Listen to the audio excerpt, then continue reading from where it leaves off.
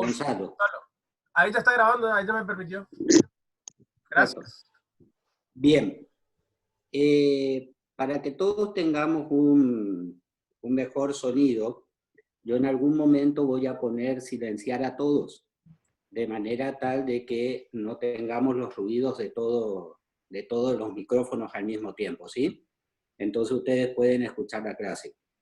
El tema de las preguntas, vamos a manejarnos por el chat, si les parece, o si no, si ustedes quieren ir anotando las preguntas, en algún momento que hacemos un corte, habilitamos todos los micrófonos para que podamos escuchar todas las preguntas, las respuestas y demás. Pero mientras sea la exposición, entonces tratamos de trabajar de ese modo. Algunas cuestiones más que me gustaría decirles sobre esta modalidad que estamos implementando.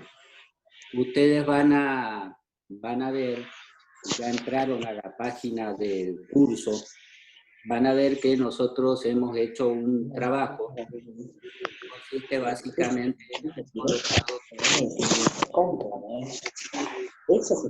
al final de las unidades del programa, que ustedes después quieren mirar, van a ver que existen lo que nosotros denominamos los sitios recomendados. En esos sitios recomendados, ustedes van a encontrar varias cosas. Lo primero que van a encontrar son una serie de páginas que son de Infolec, del Poder Judicial de la Nación, del Sistema Informático Judicial, de la Suprema Corte, y una página de la cátedra. En esa página ustedes van a encontrar jurisprudencias, artículos, doctrina y demás, que supongo que es la mayor dificultad que tienen en este momento porque no tenemos los libros de la biblioteca, no podemos ir a comprar libros, es decir, que hemos tratado de facilitarles que ustedes puedan ahí encontrar material para poder complementar lo que nosotros les vayamos explicando. Si alguno tiene algún libro de concurso de quiebra, todos los libros, como yo le dije en la clase, sirven. También van a encontrar los plenarios de la Cámara Comercial Nacional, es decir, que allí van a encontrar fallos plenarios que se vinculan con nuestra materia. Y también van a encontrar algo más. Al final de cada unidad, nosotros hemos colocado alguna obra pictórica de interés. Esa obra pictórica de interés tiene por objeto que ustedes puedan ver algunos cuadros de cómo era la vida en distintos momentos, y además hicimos un pequeño trabajito que está debajo de los plenarios de la Cámara Comercial, donde está todo el programa, pero además acompañados con algunas obras de arte que a ustedes les pueden resultar de interés y con la explicación de cada una de ellas. También tenemos, al final de cada unidad, van a encontrar ustedes que hay una serie, está la bibliografía, pero además hay una serie de artículos. Artículos que he escrito yo, artículos que ha escrito la autora de Simoni, artículos que ha escrito personas de la cátedra que les pueden servir a ustedes para poder analizar los distintos temas que nosotros vamos desarrollando. Y también van a encontrar algo que pensamos les puede resultar de utilidad, que es, en cada unidad van a encontrar una guía de preguntas. Esa guía de preguntas lo que le va a servir no como un trabajo, porque no vamos a tener el tiempo material de poder corregir todas las guías de todos los alumnos. Imagínense que en este momento estamos atendiendo 3 cursos más todo el trabajo virtual, de modo tal que esa guía lo que procura es que ustedes tengan una orientación para cuando vayan estudiando ir contestando cada una de esas preguntas, y de esa manera ustedes más o menos puedan tener una visión de qué es lo que estamos desarrollando. En cuanto al desarrollo de la clase, básicamente vamos a tratar de dar el mayor tiempo que podamos, pero también tengamos en cuenta que la plataforma nos impone ciertas limitaciones. Entonces vamos a tratar de ir tocando aquellos temas que son los temas centrales de cada unidad, y luego cuando podamos retomar las clases presenciales, entonces vamos, si hace falta reforzar algún tema, lo vamos a hacer. Bien, básicamente lo primero que les quiero decir es si pueden anotar cuáles son los artículos de la ley sobre los cuales vamos a hablar hoy. Los artículos de la ley sobre los cuales vamos a hablar hoy van a ser el artículo 3º y los artículos 273 hasta, si llegamos, el artículo 287. Esto es como para que ustedes puedan tener una referencia de cuáles son los artículos que vamos a ir explicando o vamos a ir conversando, de manera tal de que ustedes puedan de ese modo acceder cuando tengan su ley, o si quieren ir leyéndolos a medida que yo se los voy explicando. Le habilito el micrófono para todos, simplemente para preguntar si todos están recibiendo bien la clase. Sí. ¿Sigue bien? ¿Todos están recibiendo? Perfecto. Entonces, Sí, profe. Sí, profe. comienzo con el desarrollo de la clase y voy a poner por un ratito el silenciar a todos para que sea más clara la clase. ¿Se acuerdan ustedes que en la última clase, bueno, fue debut y despedida, ¿no es cierto? Porque fue la primera y la única clase que tuvimos presencial. Habíamos llegado hasta lo que había sucedido en los antecedentes históricos en el medioevo. Y ustedes recordarán que nosotros habíamos visto hasta ese momento que se había producido una transición de un sistema que originariamente era un sistema de carácter penal, vengativo, donde por las deudas se respondía con la persona y no con el patrimonio, y donde habíamos visto también de que no existía una proporcionalidad, es decir, no importaba cuál era el importe o la naturaleza de la prestación comprometida, sino que en todos los casos había que responder con la totalidad de la persona. Pero resulta ser de que fuimos viendo que se produjo una transformación. Básicamente recordarán esa historia del contrato de Nexum, donde se producía un procedimiento que podía llevar hasta la muerte, y donde también habíamos hablado del latitazio fugitivo, que era aquel sujeto que ante ese panorama bastante complicado procedía a fugarse, desaparecer del lugar para no enfrentar las consecuencias personales que traía el incumplimiento. Pero resulta ser de que también llegamos hasta el medioevo, y ustedes vieron que en el medioevo, en cada ciudad, tanto a orillas del Mediterráneo fundamentalmente, pero también explicamos la importancia que tenía el comercio del norte de Europa. Si ustedes miran en el material que nosotros les enviamos, van a ver que hay un articulito que escribí, un capítulo de un libro hace mucho tiempo, que se llama Historia del Derecho Comercial de la Moneda y el Crédito, donde allí ustedes podrán leer, si quieren, un poco más de la historia. Pero lo cierto es que al llegar al medioevo nos habíamos encontrado con que se había desarrollado un derecho que estaba dado fundamentalmente por los estatutos que en cada ciudad se iban dictando y que eran normas dictadas por los comerciantes y para comerciantes. Esencialmente, en el derecho estatutario comienza a verificarse lo que nosotros conocemos como el concordato, fundamentalmente en las ciudades italianas. Y el concordato básicamente presentaba algunas características que en cierto modo se mantienen hasta la actualidad, aunque por supuesto con las variaciones y las modificaciones que se fueron produciendo.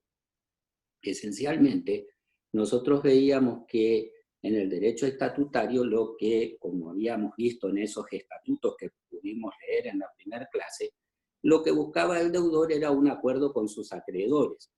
Pero no era un acuerdo individual con cada uno de ellos, sino que él buscaba un acuerdo con la totalidad de los acreedores. Y a partir de ese acuerdo él hacía una propuesta. Históricamente esa propuesta siempre fue una quita y una espera. ¿Qué significa una quita? Decir, bueno, mire, quiero pagar menos Es decir, si debo 100, quiero pagar 80, quiero pagar 60, puedo pagar 40. Y una espera. ¿Qué significaba una espera? Decir, mire, deme un plazo de gracia para pagarle. No le puedo pagar este año, tal vez se lo pueda pagar en un año. Y tal vez pueda pasar también de que le digan, mire, no podré pagarle todo junto, sino que tal vez le pueda pagar en cuotas. Y esa forma, digamos, de propuesta es la forma que hasta ahora se mantiene como la fórmula más tradicional de solucionar el problema que se suscita entre el acreedor y entre el deudor y una pluralidad de acreedores. Cuando hablamos de una pluralidad, evidentemente que nos encontramos con la idea de que el concordato era una suerte de contrato. Por eso muchos autores hablan del concordato-contrato. ¿Por qué? Porque, por una parte, en esta especie de contrato, encontrábamos al deudor, pero por otra parte había una pluralidad de acreedores. Y entonces cuando nos encontrábamos con una pluralidad de acreedores, ¿cómo se toman las decisiones en una colectividad? Es decir, ¿de qué manera se produce la aceptación o el rechazo de la propuesta del deudor? La aceptación o el rechazo de la propuesta del deudor en una colectividad se toma por mayorías. Recordarán esos estatutos que leímos en la clase, donde decía con tal o cual porcentaje, las 2/3 partes, las 3/4 partes. Es decir, en una colectividad se somete a un régimen de votación. Y en ese régimen de votación ya no importa mi interés individual, sino que fundamentalmente lo que importa es el interés de la colectividad, que se expresa fundamentalmente a través de las mayorías. Esa circunstancia de adoptarse por mayorías traía como consecuencia que se dé la segunda característica del concordato. El concordato era un contrato de mayoría. Pero ¿de qué serviría alcanzar el deudor un acuerdo con una mayoría si la minoría o los que votaron en contra no lo acataran? Entonces, lo que se dispuso básicamente en estas primeras instituciones fue la circunstancia de señalar de que lo que resolviera la mayoría era obligatorio tanto para aquellos acreedores que habían votado favorablemente la propuesta, para aquellos acreedores que no habían concurrido y para aquellos acreedores que hubiesen votado en contra o acreedores que se denominaban acreedores disidentes. Entonces, para poner esto en un ejemplo, supongamos que el deudor se reunía con una pluralidad de acreedores, que podrían ser todos ustedes, y yo fuera el deudor. Entonces yo le decía, mire, le debo a ustedes tantos pesos, se me ha ocurrido a mí que le puedo pagar tal vez el 60% de su crédito, pienso que necesito un año de espera para poder empezar a pagarles, y tal vez pueda pagarle en 5 o 6 cuotas semestrales con una determinada tasa de interés que pueda ser X. Claro, esa es mi propuesta. ¿De qué depende de que esa propuesta sea aceptada?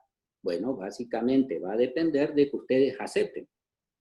Pero ustedes no son uno solo, sino son una colectividad.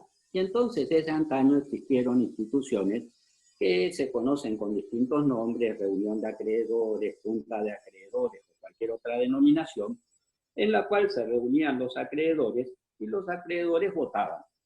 Supongamos que hubiera 50 acreedores, bueno, se establecían por esos estatutos mayorías que se debían alcanzar, más tarde lo fueron por ley, y entonces se decía, bueno, mire, se necesita, por ejemplo, tener más de la mitad de los acreedores que representen 2/3 del capital, o se represente 2/3 del capital, o cualquier otro sistema de mayorías. La cuestión es que ustedes votaban, y si yo alcanzaba las mayorías, yo deudor, alcanzaba la mayoría que me establecía el estatuto y posteriormente las leyes, entonces se consideraba aprobada la propuesta. Y de esa manera se resolvía la cuestión. Por eso se decía que era un concordato, contrato, obligatorio y de mayorías. Y era obligatorio porque, ¿qué sucedía con aquel que no había votado favorablemente? Tenía que aceptarlo. Porque si la mayoría votaba que a mí me tenían que hacer una quita del 60% y darme un plazo de pago, entonces ese acreedor tenía que aceptar, aunque quizás él no hubiese estado de acuerdo, porque en una colectividad lo que importa es el régimen de mayorías. Claro, hasta aquí llegamos a conocer lo que se denominaba el sistema del voluntarismo de los acreedores. Vale decir, era un sistema en el cual era un sistema privatístico y fundamentalmente dependía de la voluntad de los acreedores. Fíjense que hasta ahora no hemos hablado de ningún otro personaje que intervenga en este acuerdo, más que la voluntad exteriorizada en un acuerdo del deudor y sus acreedores. Claro que la fase siguiente se produce en la evolución a partir de una serie de escritos que desarrollaron diversos juristas, pero fundamentalmente se lo debemos a un jurista español que se llamó Salgado de Somoza. Salgado de Somoza publicó un libro que se denominó algo así como Laberinto Creditorio. Y ese libro, Laberinto Creditorio, el mérito que tiene Salgado de Somoza es llamarnos la atención de que el problema del funcionamiento anómalo del crédito, vale decir, cuando se produce el incumplimiento y la solución de ese problema, no es exclusivamente un problema que queda circunscrito a un problema de deudor y acreedores, sino que por el contrario hay una suerte de interés público comprometido. Claro que eso fue verdaderamente revolucionario para esa época, cuando lo escribió Salgado de Somoza, porque empezaba a poner el énfasis en la circunstancia de que el problema entre un deudor y los acreedores no es solamente un problema que competa exclusivamente al deudor y a los acreedores, sino que trasciende a ellos y entonces se produce un fuerte interés público que está comprometido. Ese fue el mérito de Salgado de Somoza. El mérito de Salgado de Somoza fue advertirnos claramente de que no había únicamente un problema que se diera entre deudores y acreedores cuando se produce el funcionamiento anómalo del crédito, sino que fundamentalmente existió una circunstancia que básicamente determinaba que existía también un interés público comprometido. Y bajo ese parámetro se empezaron a orientar los dos grandes sistemas legales, es decir, aquellos sistemas que eran puramente privatísticos y aquellos sistemas que se denominaban publicísticos, que ponían un acento particular en el interés público que estaba comprometido. Claro está que no existen sistemas puros, es decir, si nosotros miráramos nuestra legislación, veremos que hay momentos que tiene rasgos privatísticos, pero que fundamentalmente nuestra legislación actual consagra el sistema publicístico.